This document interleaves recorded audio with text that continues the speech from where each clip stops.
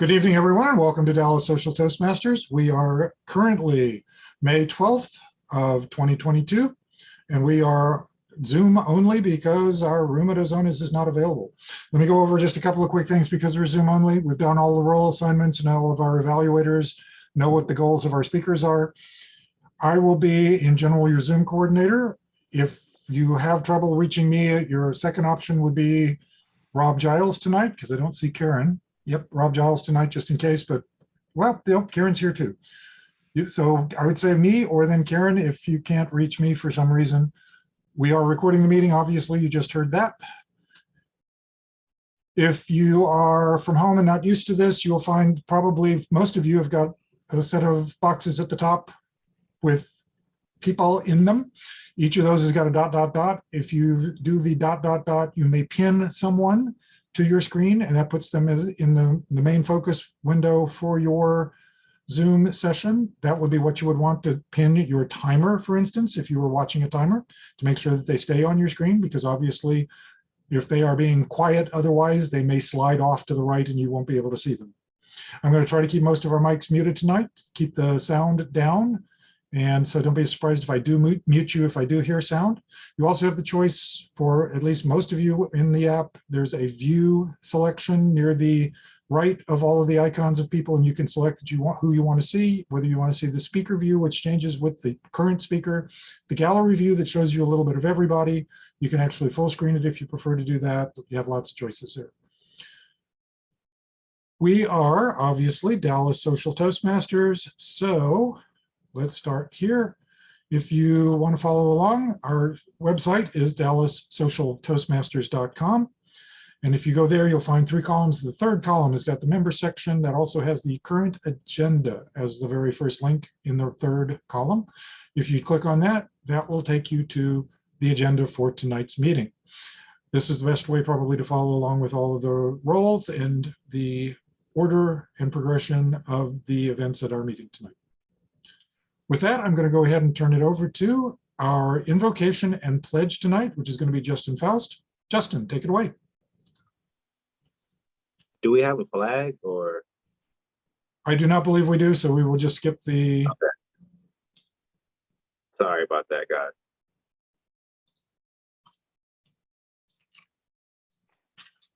Okay, are we moving on beyond the invocation then? Yes. Okay. All right. Thanks very much. I'm Tom Turkey. I'm your Toastmaster for this evening. So in addition to our agenda, our theme tonight is May, the month of May. So we'll touch on some of the great stuff we've had in May and some that we have to look forward to. There are some great holidays in May. There are some really fun local events. There are celebrity birthdays in May. But right now, before we get into any of that, let's introduce our duty holders, and then throughout the evening, we can talk more about the month of May. So let's start with Barry, who's our timer. Barry, can you tell us about what you'll be doing in the role of timer this evening? Thank you, Mr. Toastmaster. Fellow Toastmasters and welcome guests, as a timer, I'll be helping the speakers practice expressing a thought with a specific time. My duty during this meeting is to time prepared speeches, table topics, speeches, and speech evaluations.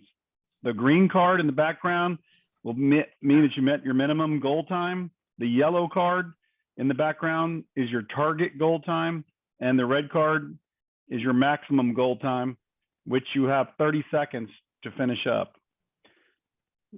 For a 5 to 7 minute speech, the green card is 5 minutes, the yellow card is 6 minutes, and the red card is at 7 minutes. Then you will have 30 minutes to finish.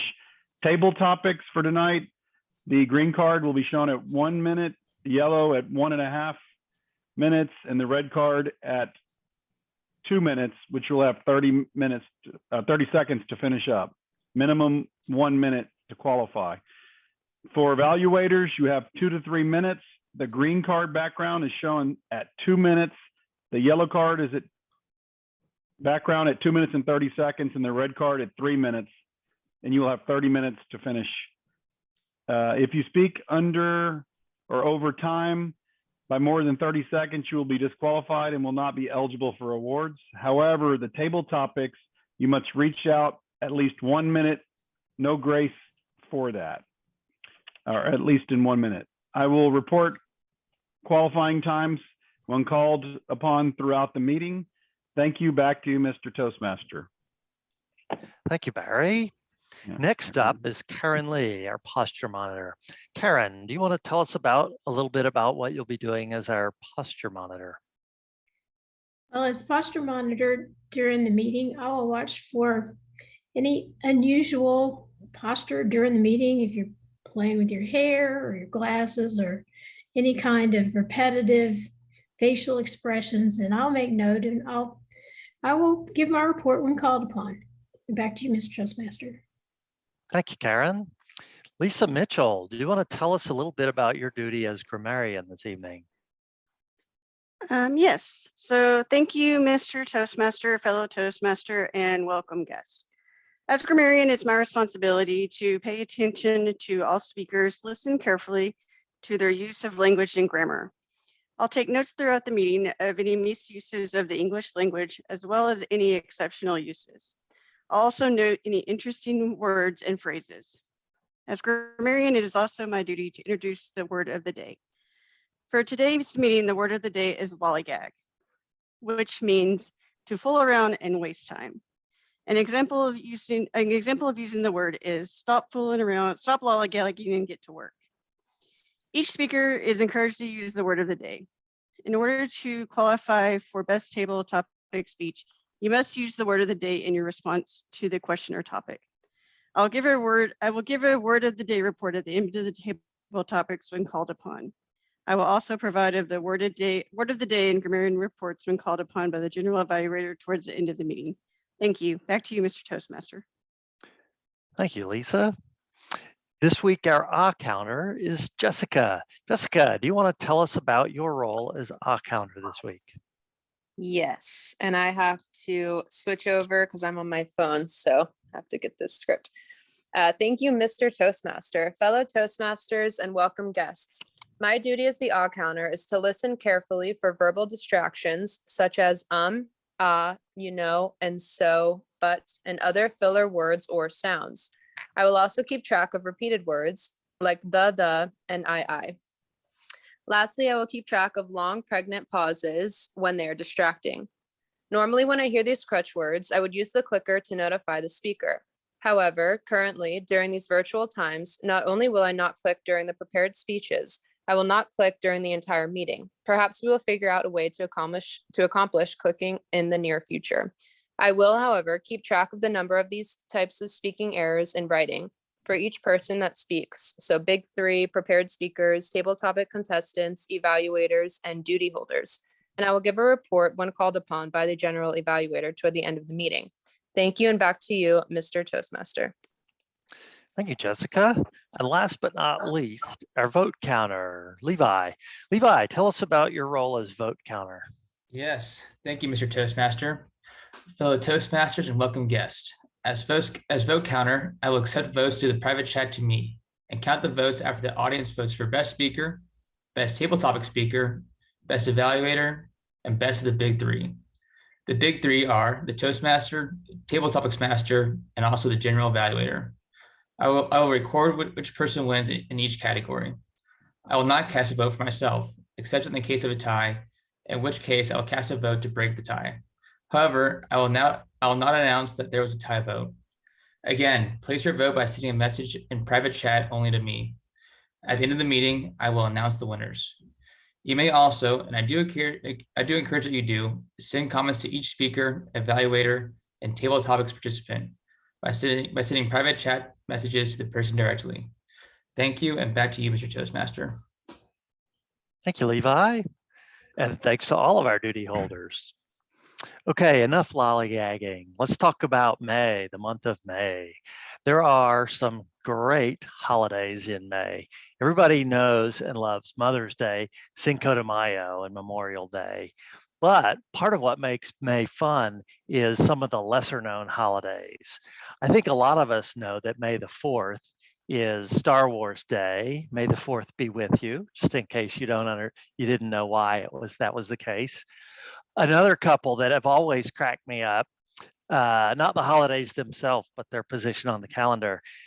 The National Day of Prayer is May the 7th, and National Outdoor Intercourse Day is May the 8th. So clearly somebody with a sense of humor put those two back to back on the calendar.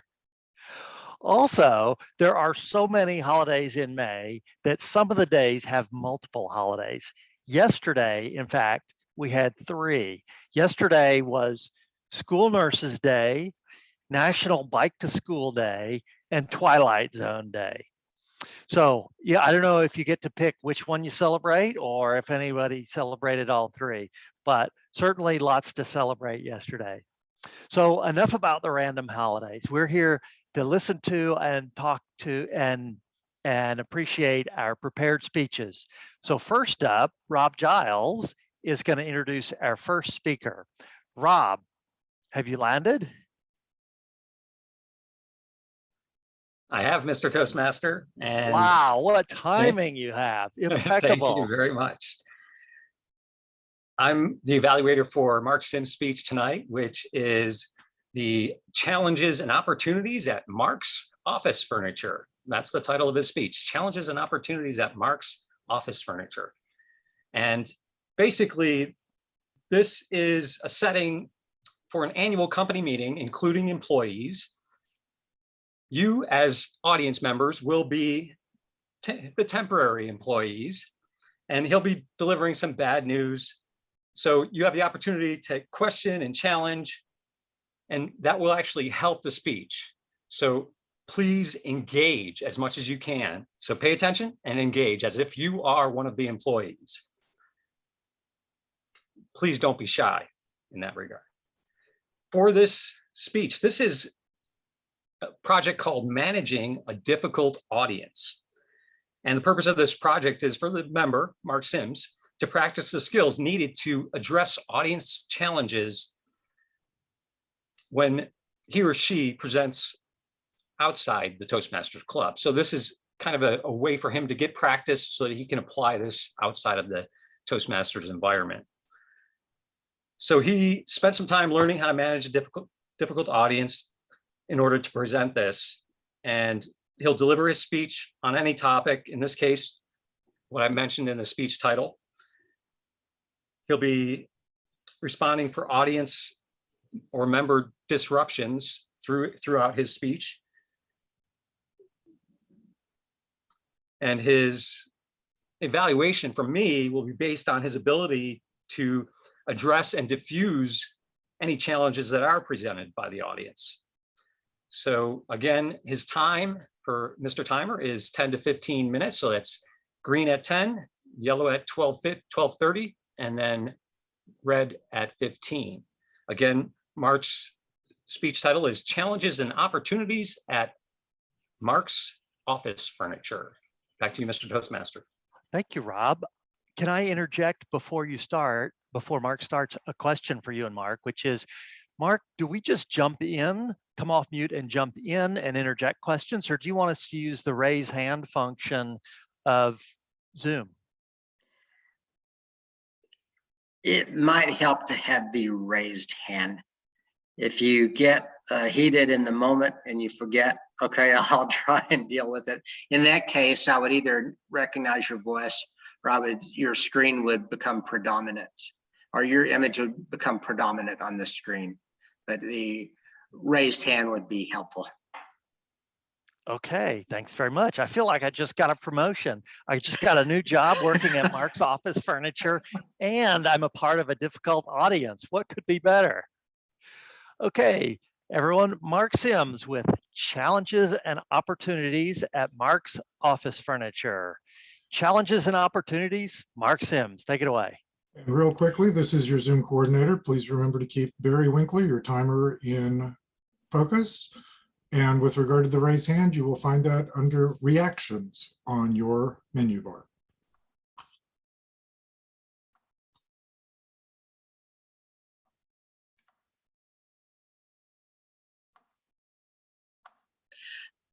Thank you all very much for joining me today at the annual State of the Company meeting. And remember that your excellence is one of the main reasons that our office furniture manufacturing company is doing so well. We are actually one of the leaders in the industry. We're also a large local employer. And I personally am honored, humbled to be the CEO, third generation CEO in a family-owned business. And that is somewhat rare in this day and age. We have numerous strengths and a lot to be grateful for. This includes a stable customer base. This includes loyal and talented employees such as yourself and good local community support. We look hopefully towards the future, and we need to be excited about the future, but we also need to be realistic and understand that there are some challenges that are coming down the road that we need to address. That is a large part of what I want to go over tonight. While our customer base of wholesalers that we sell to, large retailers we sell directly to, has been stable, we need to prepare for the future. Some of our larger clients that we sell to are themselves family-owned businesses that in the next few years will be going through some generational change and may or may not remain in the industry, may or may not remain as loyal customers. We also need to be cognizant that the competition, especially price competition, is more intense than ever before with the combination of imports, with the combination, also the factor that at the large retailers, they have a lot of people bidding for their business.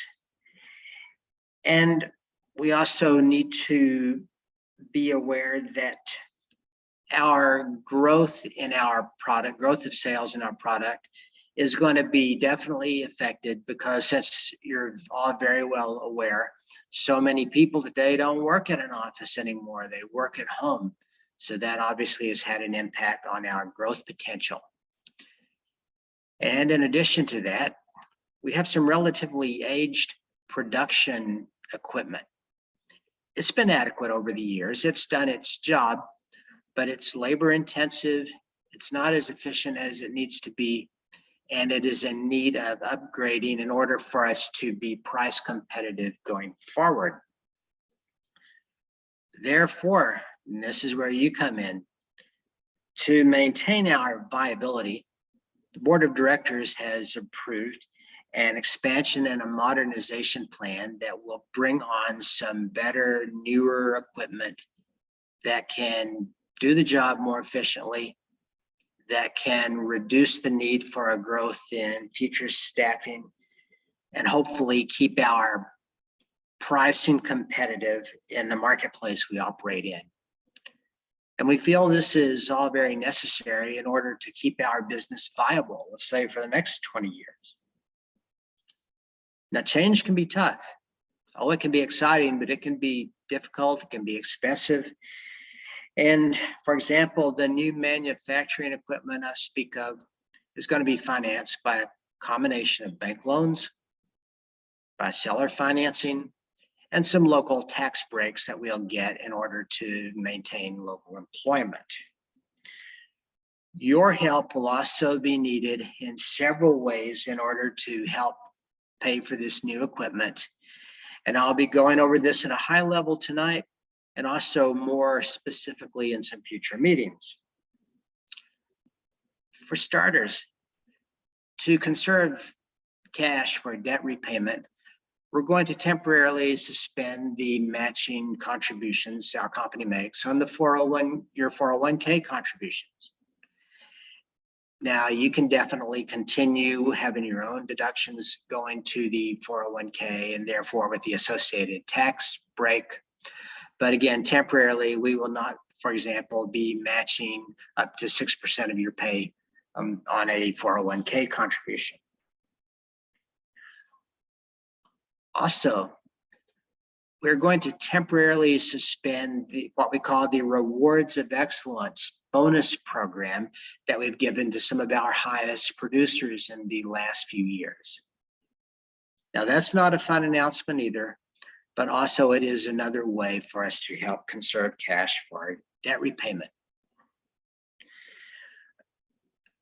We will also temporarily limit vacations to no more than 2 weeks a year. And as you're aware, the current plan is once you've hit 10 years, you get 3 weeks. Once you hit 15 years, you get 4 weeks. And that affects some of you since several of y'all are long-term employees. And hopefully this should reduce some staffing needs by up to 2 people. We will also temporarily suspend dividends on the company's stock. And this affects most everyone in the room, since a whole lot of y'all, our employees, are shareholders. I'm a shareholder. And again, this cash saved will go towards debt repayment. And fortunately, since we're not a publicly traded firm, for example, our stock is not traded on the New York Stock Exchange, we have a little more flexibility to make that change. Now, we understand these sacrifices are painful, but there are also opportunities. Keep in mind that the cash flow projections that we have indicate that our current profitability plus the cash cost savings that we've discussed would help us to be able to retire this new debt we're bringing on in potentially 5 years. And so, and I see Rob Giles, and Rob, in just 1 second, I will get to you. And thank you for your question. And this, and being able to remove this debt from our balance sheet and the interest expense from our P&L will be very helpful to us going forward. And at this point, Rob, would you please unmute and let me know your thoughts and your questions? Yeah, absolutely, Mr. CEO. I want to say that, one, you talk about cutting back all these things for us, and yet you're sitting there as a shareholder. I don't know if you really understand what we're doing for your company and what we're doing for us, but it's hard for us to maintain a moral or I should say a certain morale if we hear these things. And I don't know if you have looked into possibly, well, the work from home thing. Why don't we try to gauge things toward the people that are working from home, instead of taking things away from your employees who are the blood and bones of your company? Why can't we do something like that? And I really just don't understand how you can cut back all these things and then talk about how you're a shareholder. It's pretty aggravating. And it is difficult news, and a lot of this is bad news. There's no question about that. As far as your point about targeting some of the work at home persons, such as for desks that they might need, special chairs they might need, yes, that's an excellent question. And that will have to be part of our growth going forward, because that is too big of a market to ignore. As far as the impact on morale, we would not expect you to be happy about these changes. Now, in a second, I want to get to some potential long-term benefits that we can derive, but this is tough medicine today that we, the board, have had a chance to digest. You haven't yet. But what I do want to point out is that we considered this as part of a way to retool the company to keep it viable, and therefore to help preserve our employment for our loyal longer-term employees. And you've just made a very good point about stock ownership. Again, it's not just me, it's a great deal of our employee base are also shareholders, which we're very proud of. So we're hoping and I'll get to this in a second, in the long term, that we would see some increases in that stock value.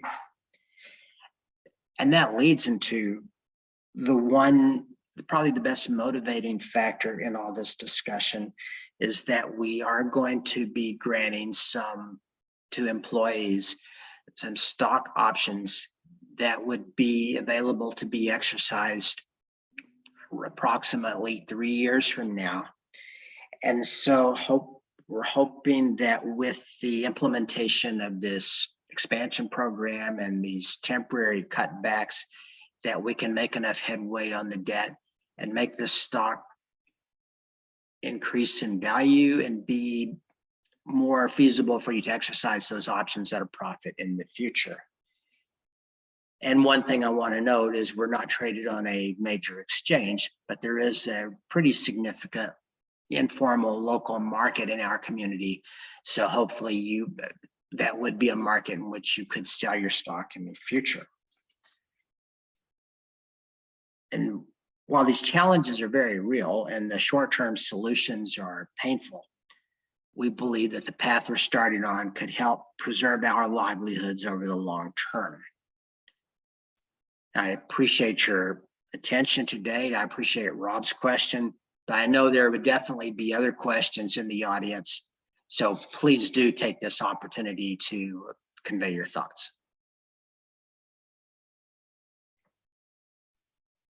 Well, I'll let Justin or Mark go first, but I definitely want to make a comment about the whole stock and being able to acquire that. So, but I'll let Mark and Justin go.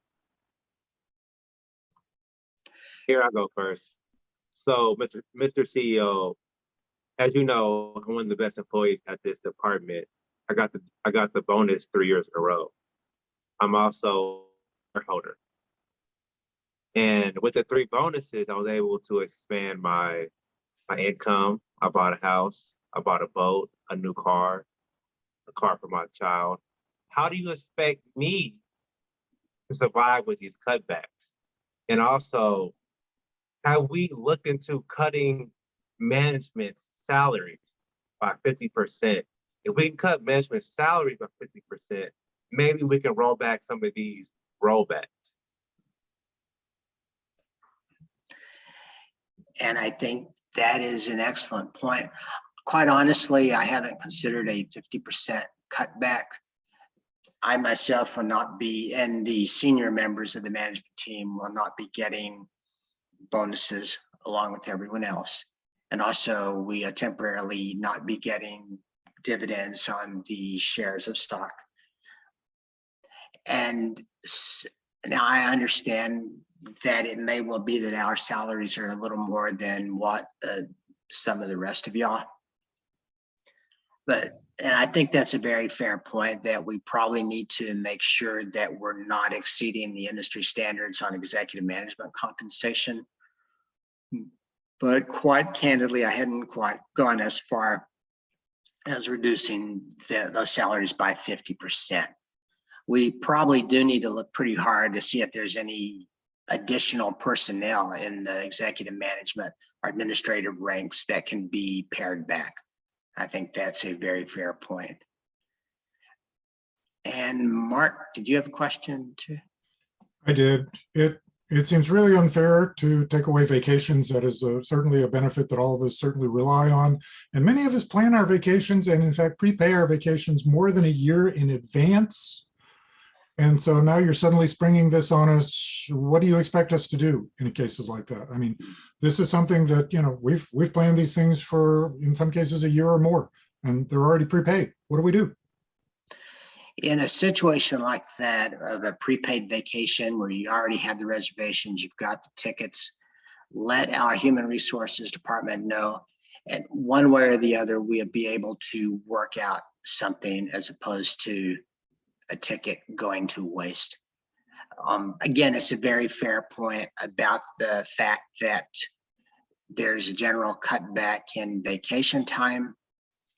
But again, that's part of our strategy for reducing the needs for future employment growth that we may or may not be able to accommodate. And Tom, what was your question?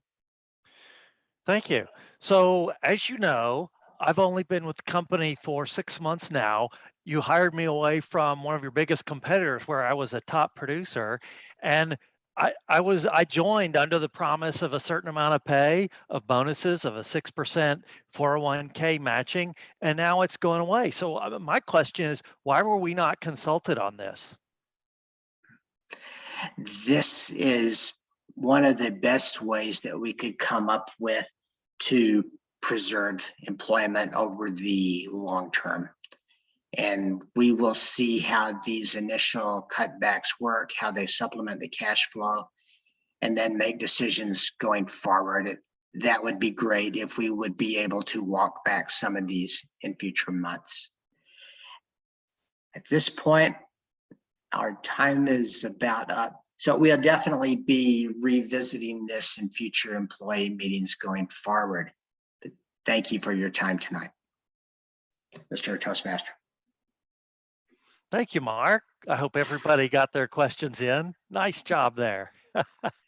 Y'all are rude employees. I just want to tell you. I thought it was pretty bold how Mark was bringing up vacation when he's on vacation. He was complaining. That would have been a good one to bring up. He's got the background where he's at the beach. And he's like, I got my vacation planned out already.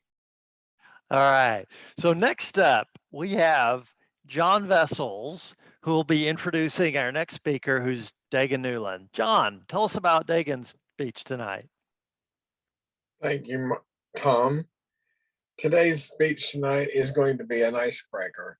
Every time we start a new pathway, the very first speech in that pathway is always an icebreaker. Clearly, Dagan's given us icebreakers in the past, but he's starting a new pathway. And so tonight's going to be an icebreaker. And basically an icebreaker is just for us to hear what kind of abilities, what kind of structure and stuff he has for giving a speech, and just check him out and see what he has to do, what he has to say. His speech title is called What Was, What Is, What Will Be, and it's 4 to 6 minutes. Back to you, Tom. Thanks very much, John. So this evening, Dagan Newland, what is, what was, and what will be? What is, what was, and what will be? Dagan Newland, take it away, please. All right, welcome everybody. As you say, my name is Dagan Newland, and I'm going to talk about a little bit about myself in the aspect of what happened in the past, what is currently happening, and what will be in the future. So that is the what is, the what was, the what is, and what will be. So first, let's get into the what was. I was actually born in 1974 to a 27-year-old Michael Newland and 26-year-old Linda Newland, and those numbers will become relevant in a little bit. And I've been like a average childhood growing up, nothing really special. I'm the only child. I had very few friends, and I met my very best friend that I've known since fifth grade. So I've known him quite a long time.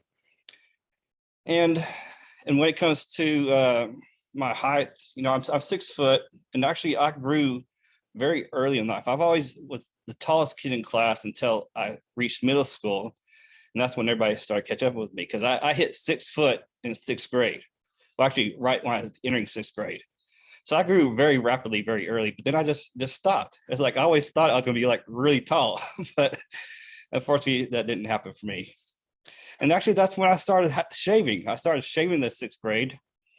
I was going into a history class one time, and the coach who taught history said, pulled me out of class, said, "You need to shave that peach fuzz off your lip." So I had to go home and tell my dad, I got to shave. So after then, I had to shave like every 3 weeks till probably the next year. I was shaving every day. So I was pretty good genes to grow some good facial hair, as you can see. So I'm going to fast forward into my my work history real quick. When I graduated high school, I joined the Army. I was in the Army for 4 years. I've been to first duty station was Korea, and I spent the rest of my active duty in Fort Hood. Then after I got active duty, I spent 4 years in reserve while going to college and working a job too. And my first jobs were UPS. I loaded trucks in UPS. Then after a year, I got promoted to belt supervisor, but that got a little too hectic for me while I was actually going to college full time. And I really won't talk too much about that, but I was working on an electrical degree, and then I went to law enforcement type things. So I was doing different things at college, but nevertheless, I had to quit UPS and that's why I got into the security field. And that was for JCPenney's.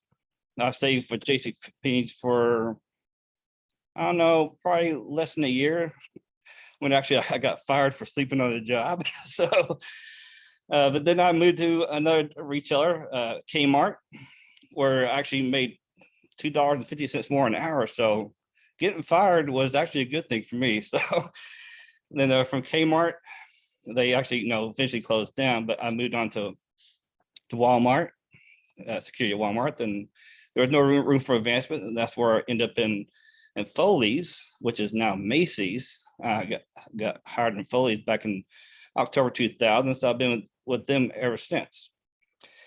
And I met my current partner soon after that in 2000, December 2000. So I've been with my current partner for almost 21 and a half years now. So now let's move on. It's actually the number I was talked to in the beginning when I was born in 74. And my father was 27 when I was born.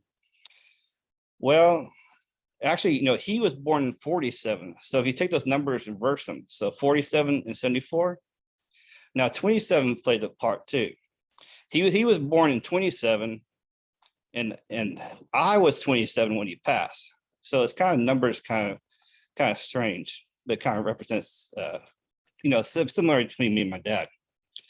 Now the what is we're going to talk about maybe the past couple of years.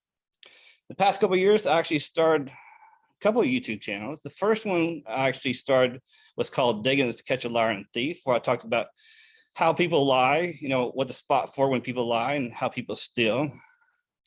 But ultimately, I got too many comments about, oh, you gave me great ideas of how to steal. So I think that wasn't my intended purpose, but that's not what I wanted to do. So actually, now of course, I got into the beard care, and that's why I started a beard product review channel. And I've just been doing that for the past couple of years and gotten better and better, made lots of improvements. And so that's kind of the what is. Now, what will be?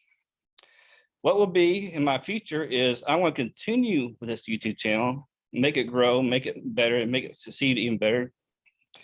And help people out with their beard care needs and tips and tricks and things like that. Because that's what I really like to do. I just like to help people and actually kind of turn it into a business aspect too. Because I actually make beard product caddies where people can store the beard products on. For example, you can see one right here that I made. And that one actually holds 3 beard oils, 3 beard butters, and has 2 slots for people to put their comb in there. So I make these myself, handmade. So I actually want to turn that into like a business and actually start selling them too as part of this process. And maybe you can continue to make another YouTube channel for about blogging and that kind of aspect about my personal life. So overall, I hope you enjoyed this. This was the what was, the what is, and the what will be. Thank you. Back to you, Toastmaster. Thank you, Dagan. So at this time, that concludes our prepared speeches. Barry, could I get a timer's report on our prepared speeches? Yes, the mark was at 15 minutes and 53 seconds. So I guess the question was, in the longer speeches, do you get 30 seconds afterwards, I'd assume, or a minute? And then Deegan was at 6 minutes and 8 seconds. So right on time. Okay, so Dagan qualified, and I think Mark and Rob, what's the number? I think 15 and a half is the cutoff. Is that right?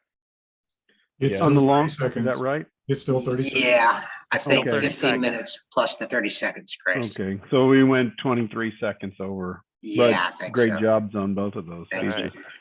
You can blame it on your angry employees there, Mark. All right. So at this time, please take a moment if you can to send each of the speaker your comments in a private Slack. And then also, I guess there's no need to vote since we only have one speaker who qualified on time. So onward. Let's see.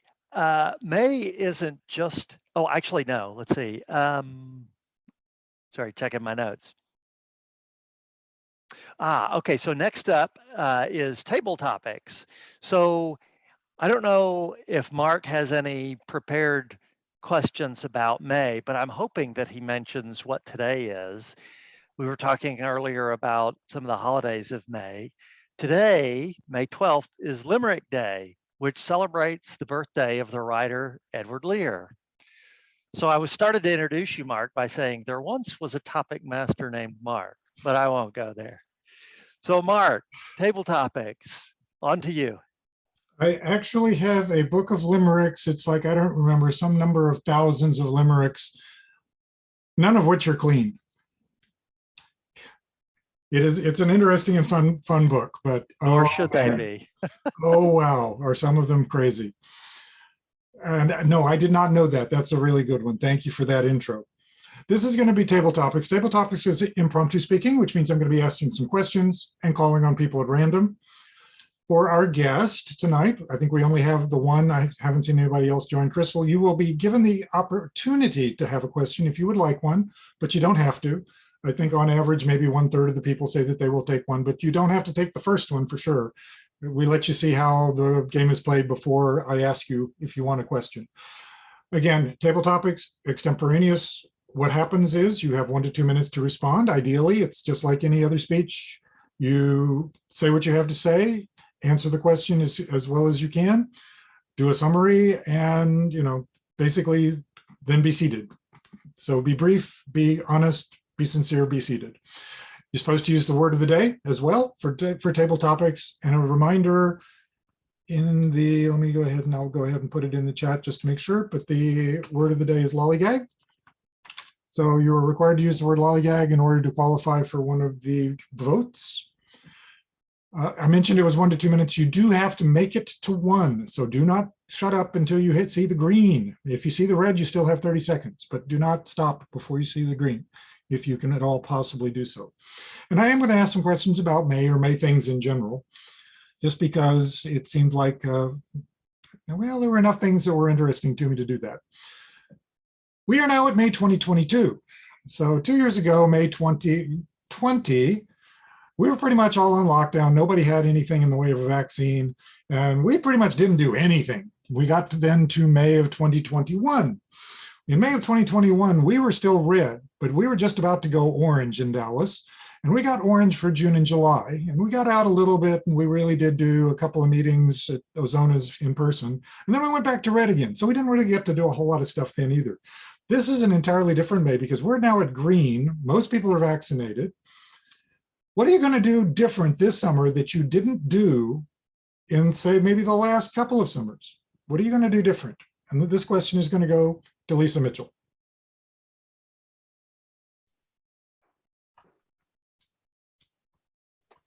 Thank you, Table Topic Master.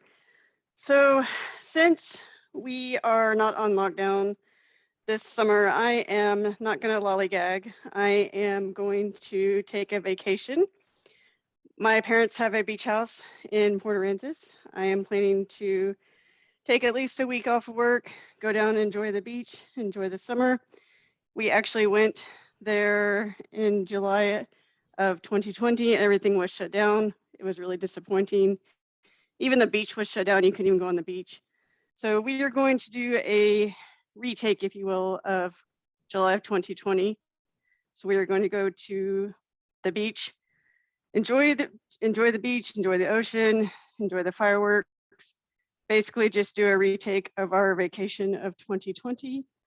We do get to go there quite frequently, but definitely hoping that it's going to be a better vacation, better time, just spend time with family, enjoy the time that we have, and enjoy my time off work.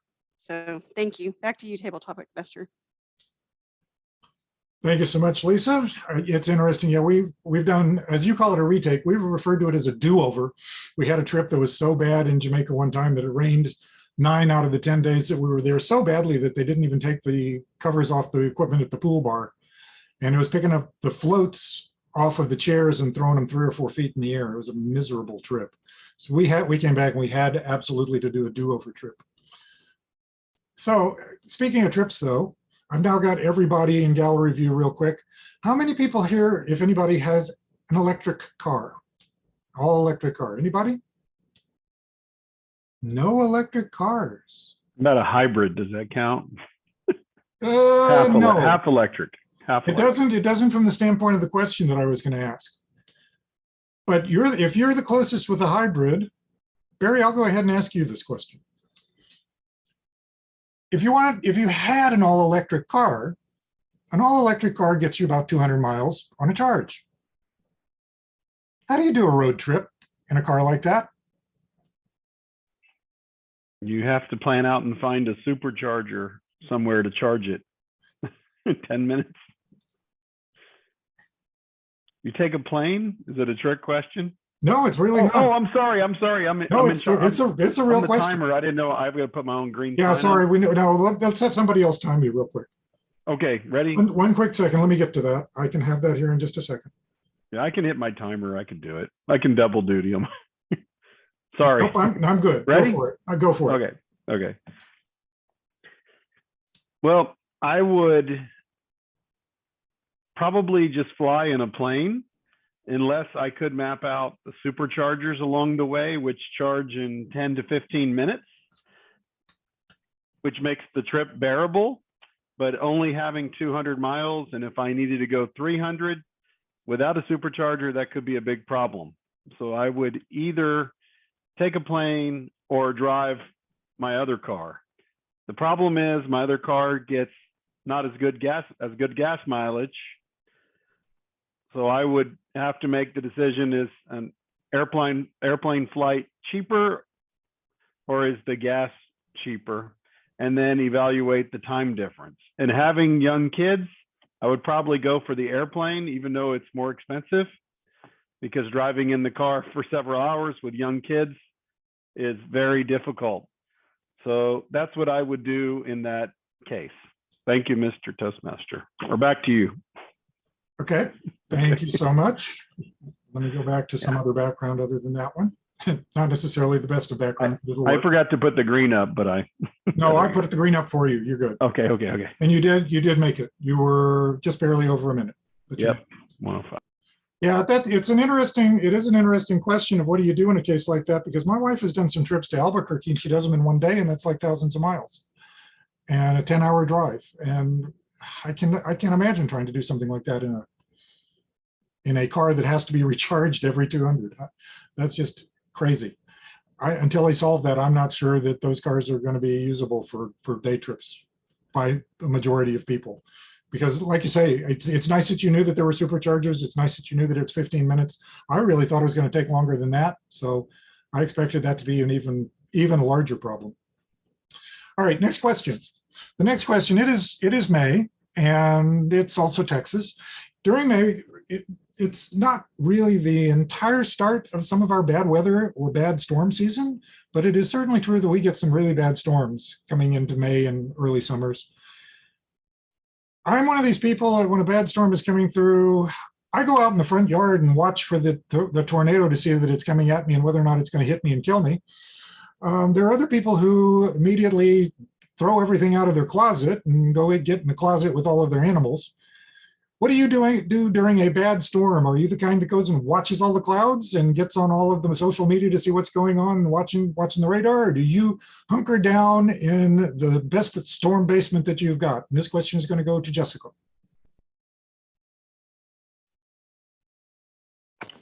Thank you, Mark. I am the latter when you were describing the two different types of people. And so I am in the closet when it is thundering and or lightning due to my dog Baxter because he is terrified.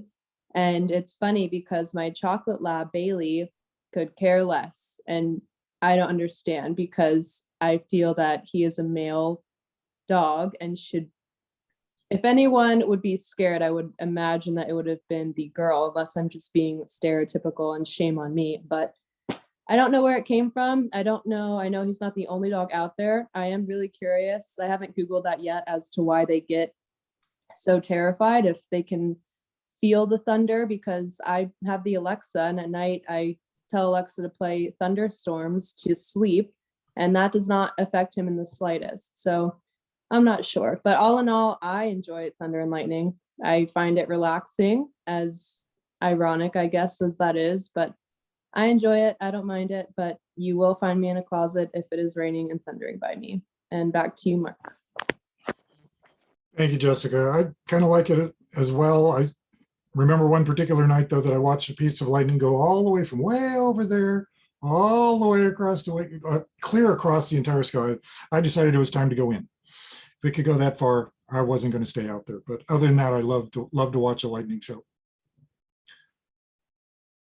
Back to a somewhat related to vacation topic. We just got through with a trip to Jamaica. One of the things that has always interested me about Jamaica is we go to our resort clear across the island on a road which has an 80 km/h speed limit, which is roughly about 48, close to 50 miles an hour. The thing that's interesting about it is it goes right past schools all the time, and we go past the schools all the time, and there's not a single school zone anywhere. I don't know whether children ever get hit by cars, but there is no such thing as a school zone, no protection whatsoever.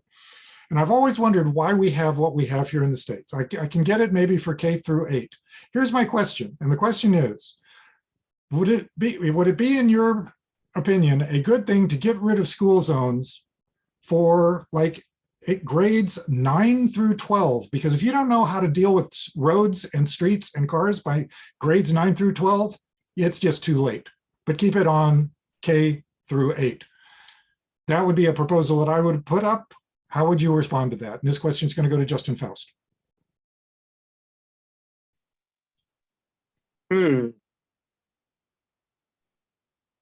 That's a very interesting question, Mark. I would say for me, school zones are definitely annoying. When I work from home now, but back when I had to go in for work in the morning, and I would have to leave from Anna, Texas, and go toward Carrollton, which is about Richardson. It took me about an hour and 15 minutes. And I passed through 2 school zones, and they definitely got on my last nerve. So that's a good question. I'm not sure safety reasons, perhaps. I'm not sure if you're in ninth grade, that means 14 to 18, you would be still lollygagging around, not watching the cars. I know some kids don't have as much common sense as other children do. So would I be in favor of getting rid of school zones for children in high school?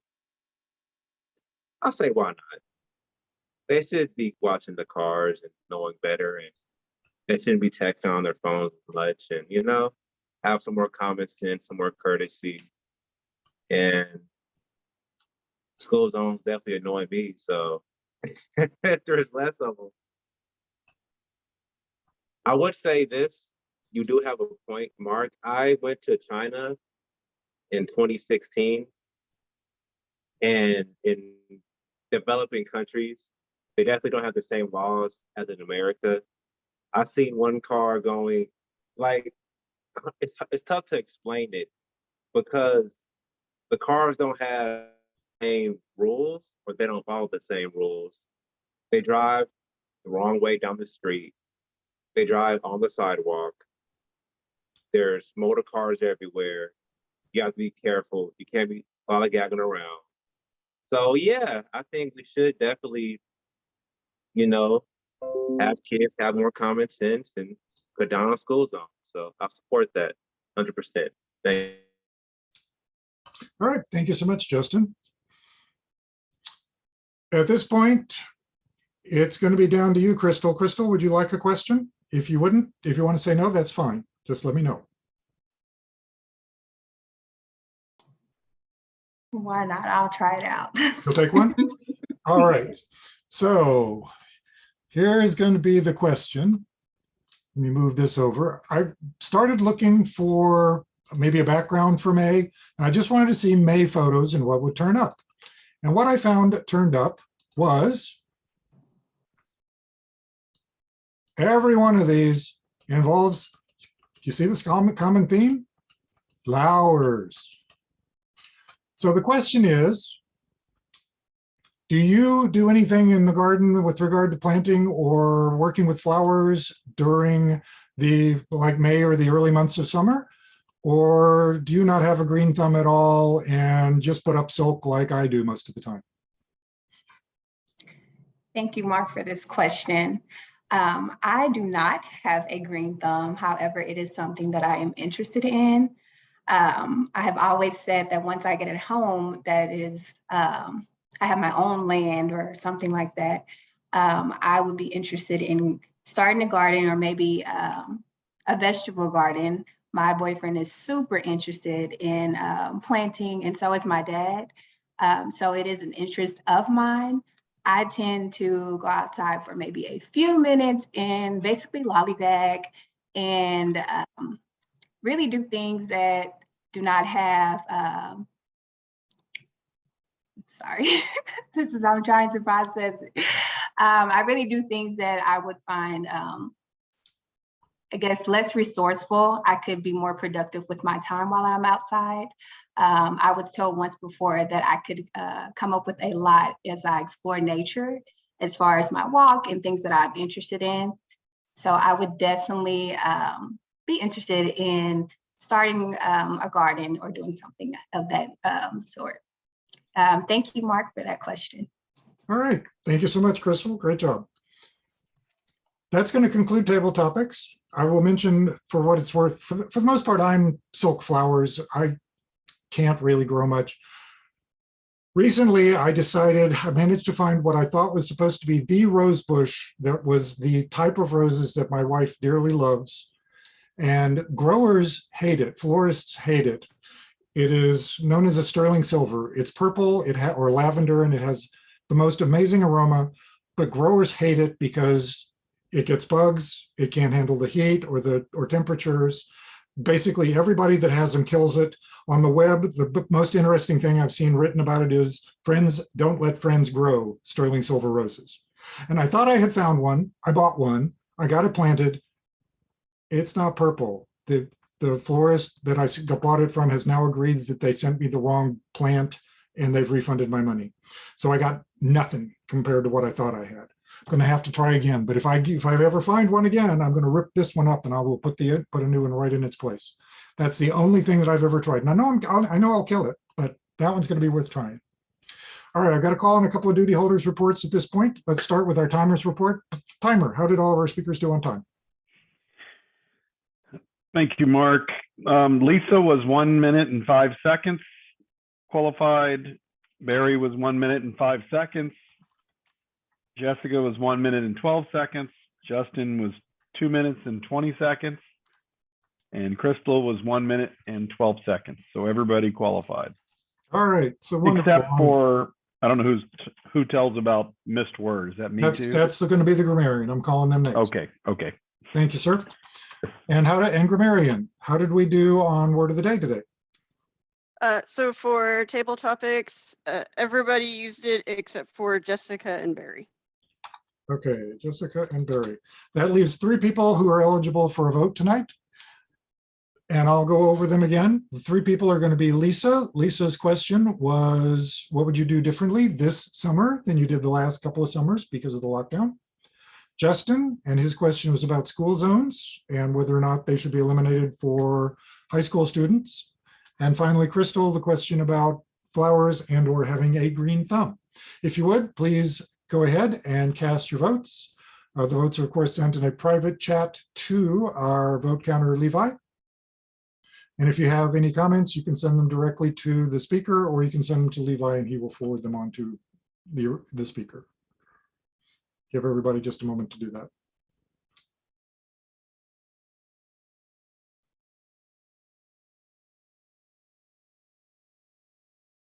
All right. At this point, I'm going to go ahead and move on to our general evaluation, and that's going to be led by our evaluator of the night, Lee King. Take it away, Lee. Good evening, fellow Toastmasters and guests. This is the evaluation portion of the meeting where everyone will receive feedback on what went well and what could be improved.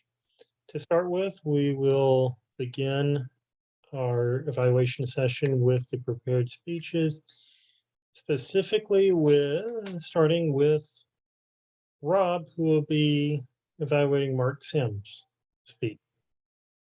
Rob. Thank you very much, Mr. General Evaluator, fellow Toastmasters guest, and especially you, Mark Sims. I want to say that, one, I can't believe that you wouldn't let me ask one more question.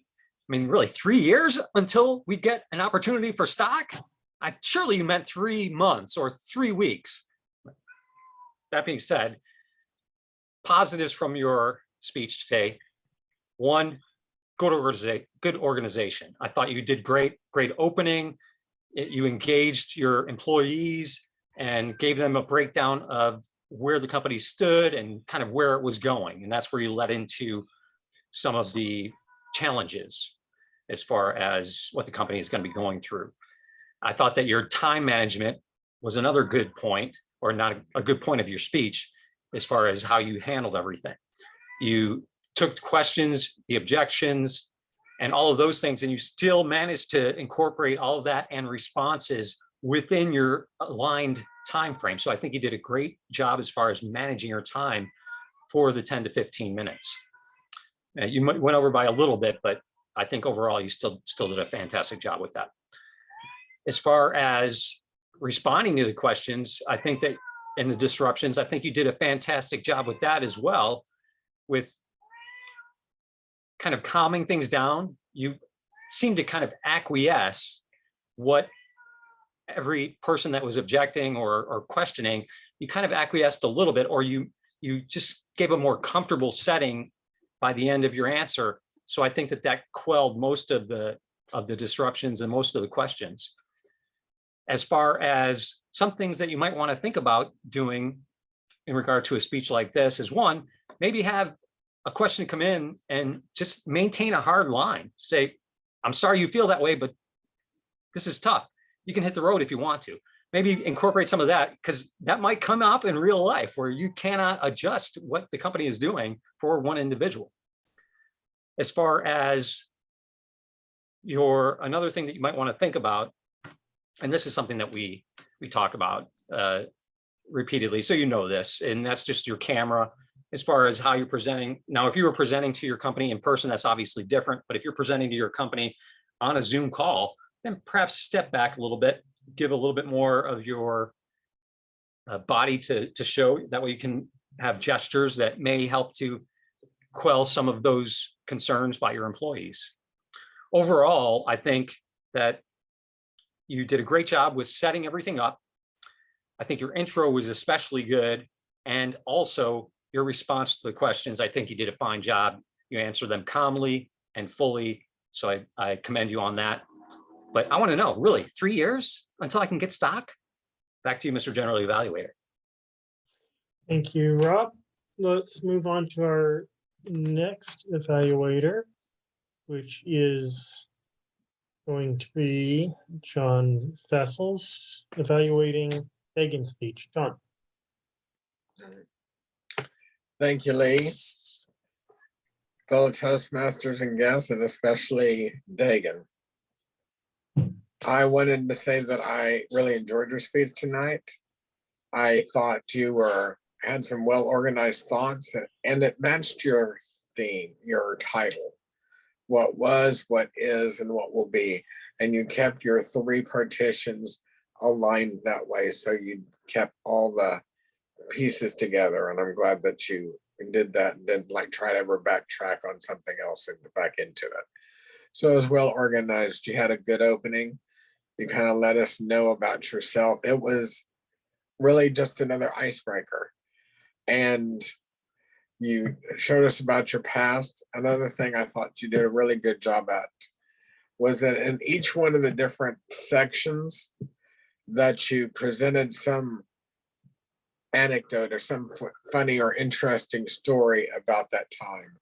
You're talking about your dad being 27 when you were born and you were 27 when he passed away.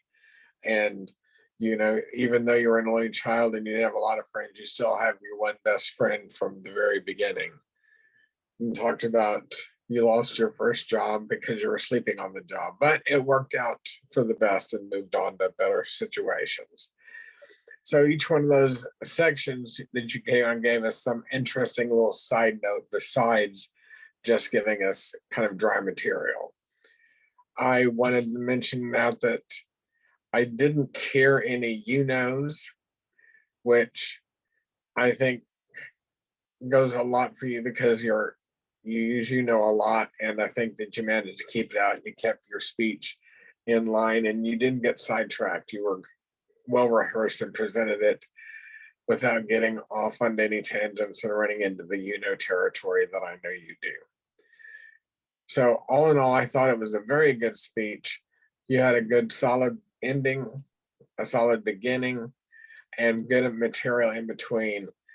And I would like to say that I hope you get more for your future besides your YouTube, and make additional channels and find out different types of situations where you can expand and make more of it than it is now, because I know that you enjoy it so much and you shared that with us. And I just think all in all, you did a very good job tonight. Back to you, Lee. Thank you, John. At this time, could I have a timers report on our two evaluators? Did they qualify on time?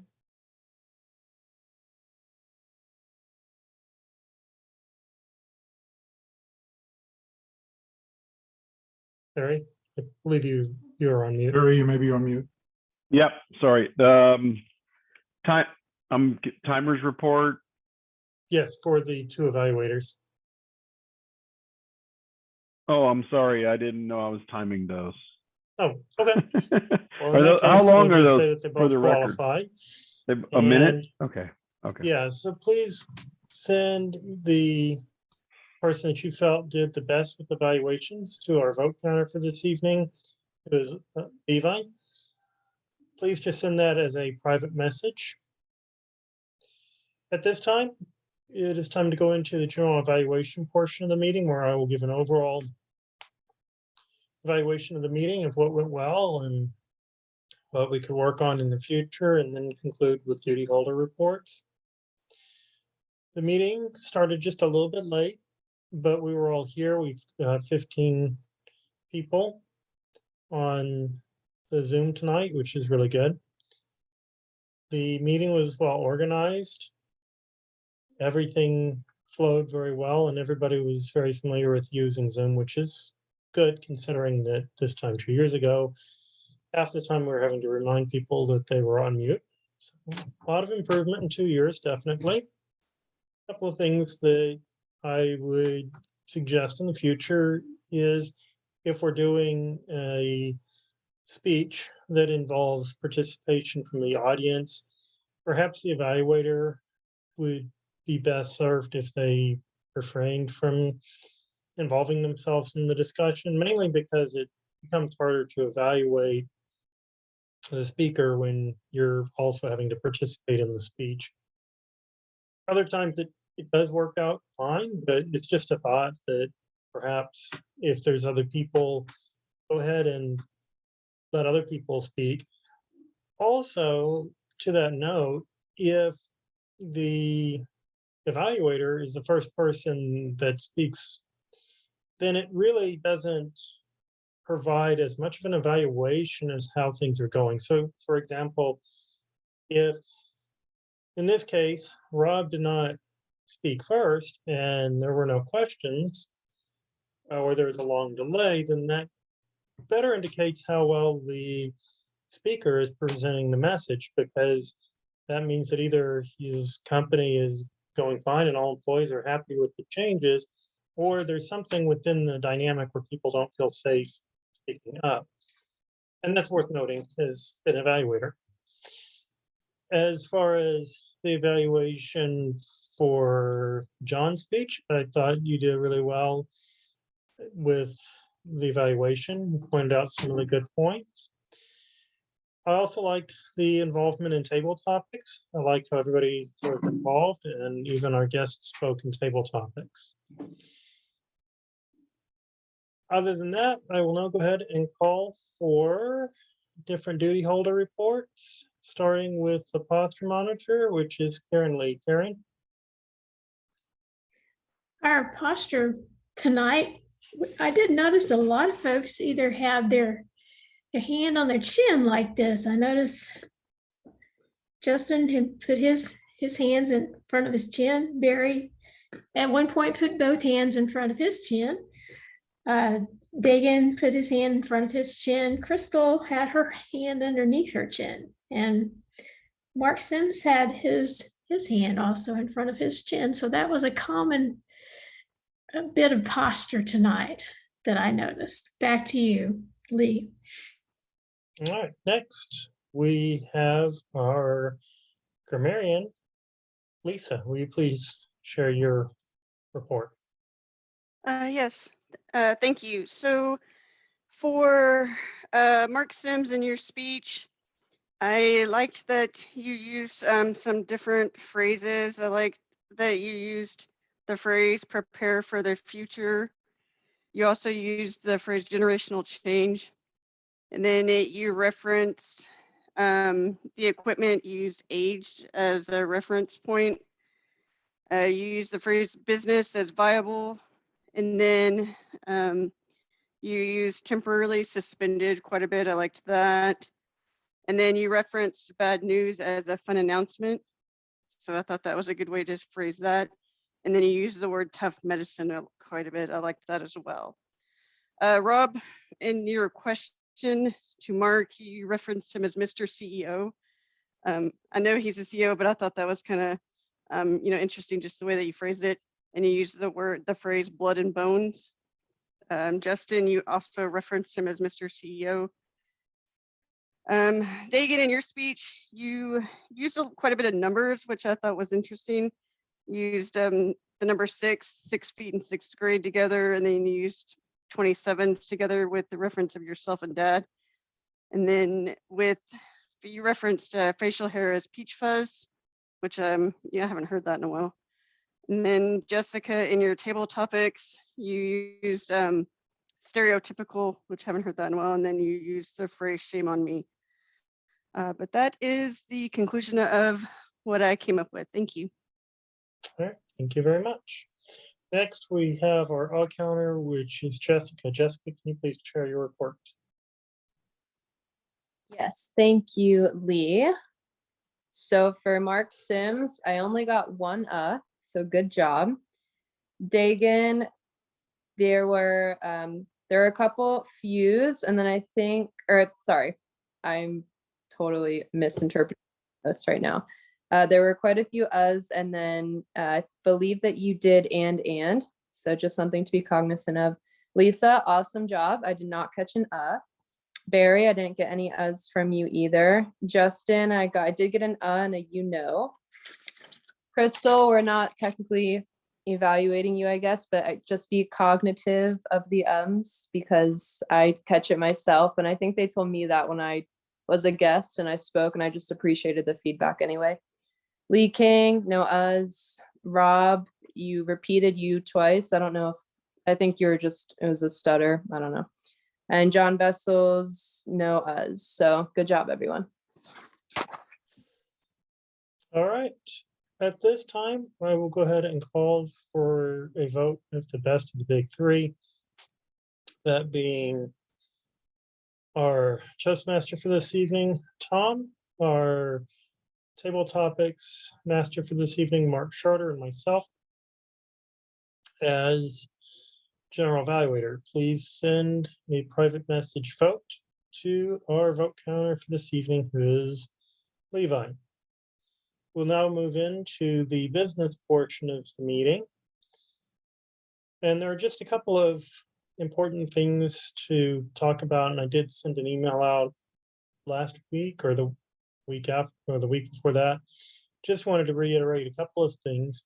This will probably most likely be our last virtual meeting, knock on wood, that COVID continues to stay under control, as we will be phasing out the online portion of meeting attendance, which means that as of the first week in July, we will no longer be offering virtual options. Everything will be back to pre-COVID, face-to-face.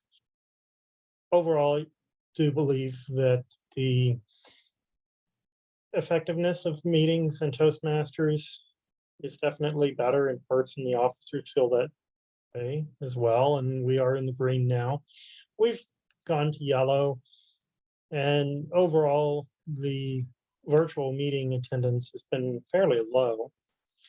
Now, with that said, if COVID were to change and threat levels were to increase, we would reconsider either hybrid and or completely remote.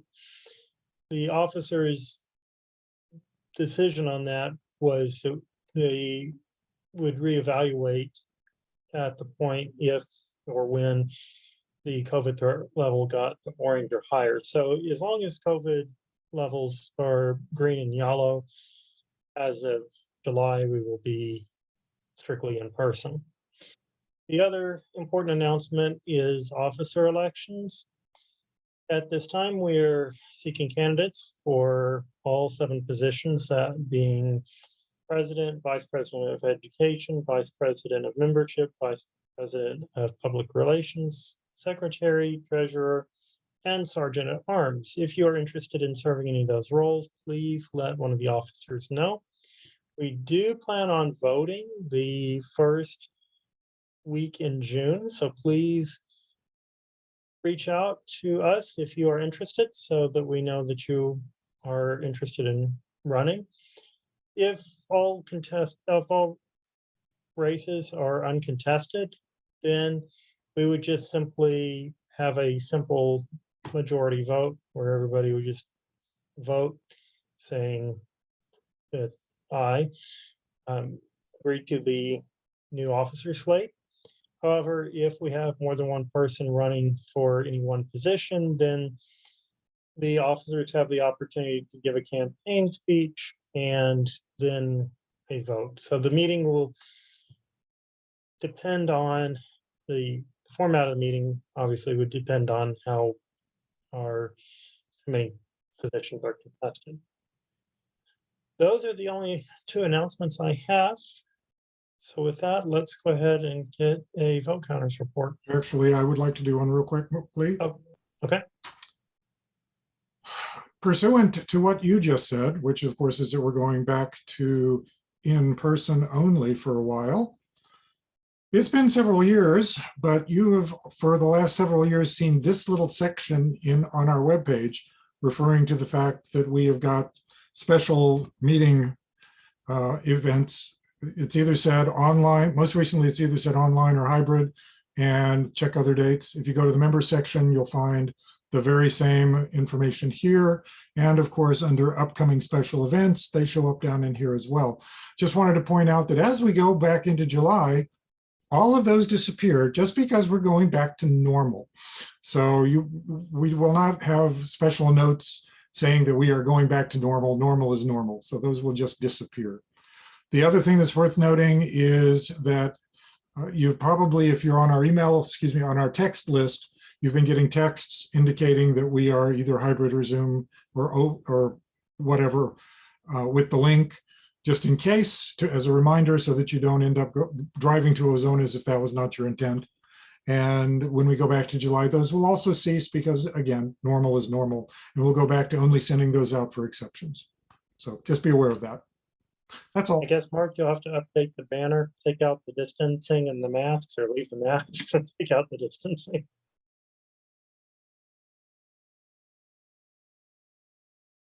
You're on mute, Mark. You're still on mute.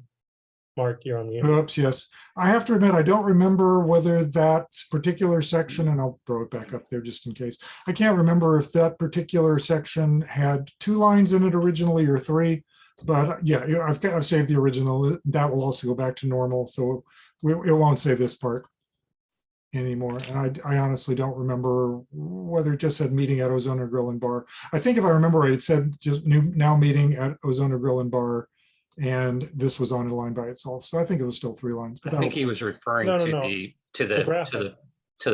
graphic. Yeah. Oh, you want to put that back? Yeah, I guess we can put that back too. Yeah, I can take the distancing off as well and take the masks off of all of the people in the in the background. What can I tell you? Photoshop is my friend, and I have way too much time on my hands. Well, keep it handy. You never know. Might have to put it back. Yeah, on I will sometime. definitely save it just in case we ever need it again. Mark, you do all the updates for the website? Yes, I do. That's That good. was. Well, thanks. That's It a was lot of work. developed by. It was originally developed in ASP by somebody else. I took it over and translated it all to PHP. And what you actually see, for what it's worth, is about 1/10 of it. There's about 9/10 that are behind the scenes. We have our own back office that does a lot of these changes for us. Okay. All right, with that, let's go ahead and get a vote counters report. Yes, so the speaker was Dagan. Best table topic master was Lisa. Best evaluator, John, and best of the big 3 was Tom. Congrats, everyone. All right, and with that, the meeting is adjourned. All right, as Zoom master, I will. Did you have something else? Just we may want to hear from our guest, Crystal. Oh yeah, yes, let's I'm do sorry. that before we stop the recording. Crystal, what did you think about our meeting and how did you find us? What brings you Toastmasters? Thank you. I enjoyed this meeting. Very different. I really didn't know what to expect. I have never been a part of anything such as, so this is very different for me, and I tend to be very shy. So I'm trying to step out of my comfort zone and do things to increase my professional development. So this is something that has been a desire of mine. I heard about you all by just simply doing research, kind of found some and was like, I'm just gonna send a message to 3 and take it from there and explore and see how I'm feeling. I believe I answered all the questions. If I didn't, could you remind me of anything I did not answer? No, I think you covered it. Please try to come to one of our meetings in person. It is a little bit different than virtual, obviously. Gotcha, will do. Thank you all. All right, thank you. All right, and with that, the meeting is adjourned. All right, and with that, if there's nothing else, I will stop the recording in 3, 2,